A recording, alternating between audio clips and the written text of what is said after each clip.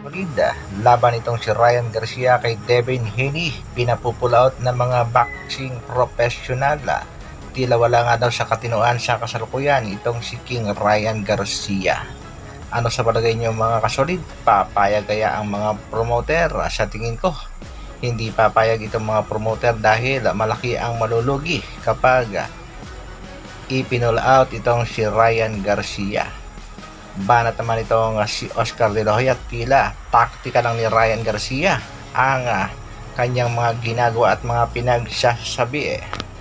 Bukas nga mga kasolid magkakaalaman na kung makukuha ba ni Ryan Garcia ang tamang timbang, at kung sakaling hindi nga makukuha, magbabayad itong si Garcia at posibleng hindi pa nga matuloy ang kanilang bakbakan.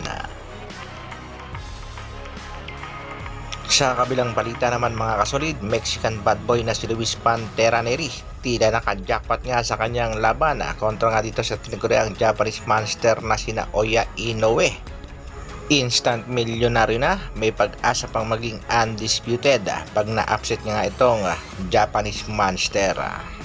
Undisputed showdown ng Mexico versus Japan, May 6, Tokyo Dome. Bob Arum ng Top Rank Promotion tila na nahimik at wala nga maiganti sa mga banat ng kanyang mga kababayan, partikular na sa mga sinabi nitong si Sean Porter at Floyd Mayweather Jr. Patungkol nga yan mga kasolid na kung bakit ayaw nang lumaban itong Japanese monster sa bansang Amerika. Ayon nga dito sa mga Amerikano ay tila may itinatago nga itong Japanese monster pag lumalaban sa bansang Japan. Tila gumagamit nga daw ng ipinagbabawal itong Japanese monster at dati na nga itong inamin itong si Naoya Inoue, pero ang sabi niya pain reliever. Idagdag pa natin dyan mga kasolid ang panggugulang at mga kahina-hinalang ginagawa ng mga Japanese pag sa Japan nga nagaganap ang bakbakan. Isa na nga dyan itong illegal hand drop nitong si Japanese monster Naoya Inoue.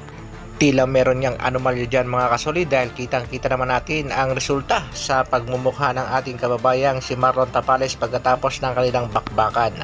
Ilan nga yan mga kasolid sa binabantayan at tinututukan ng kampo nitong si Mexican bad boy Luis Pantera Neri, at kung sakaling mapapatunayang itong Japanese monster ang lumalabag sa mga rules at regulasyon, posibleng mabaklasan itong Hapon.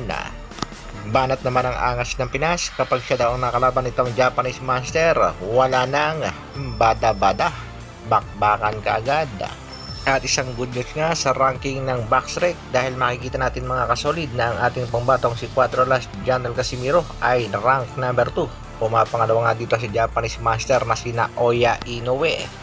Isa nga itong patunay mga kasolid at kadahilanan na kung bakit iniiwasan ng mga top contender ang angas ng Pinas sa Super Bantamweight Division. Alam nilang may lakas itong si Janel Casimiro. Hanggang dito na lang muna mga kasolid. Maraming salamat sa patuloy na pagsuporta at panonood. Isang like naman dyan, at sa mga bagong mapapadaan sa ating munting channel, pa-share, subscribe na rin. Mabuhay Dr. Alvin Vlogs. Brrrr.